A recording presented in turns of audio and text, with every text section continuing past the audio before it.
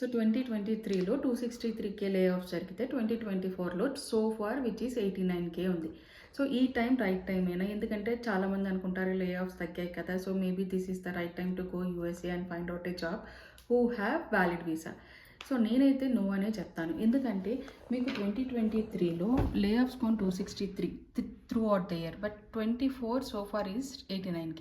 So graph చూసుకుంటే Q1లో ఈ కౌంట్ ఎక్కువ ఉండి Q4 2023లో తక్కువ ఉన్నా కూడా అగైన్ Q1 ఇంక్రీజ్ అయింది and still it is continuing till now.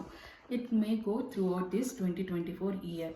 So దీని ఒక చిన్న ఎగ్జాంపుల్గా తీసుకుంటే 2023లో 1000 ఎంప్లాయీస్కి 500 ఎంప్లాయీస్ లే ఆఫ్ అయ్యారంటే పర్సంటేజ్ వచ్చేసి 50%.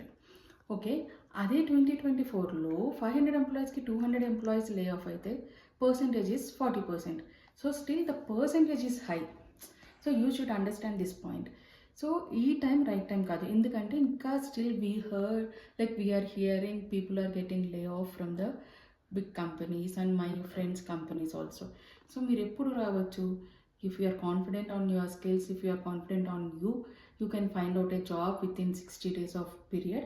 You are very good to come here and make sure you have a very good relationship with your employer so that you will not face any challenges here. Otherwise, మీకు ఆ 60 days periodలో రాలేదంటే you have to go back to your country. Keep this in your mind, okay? Thank you.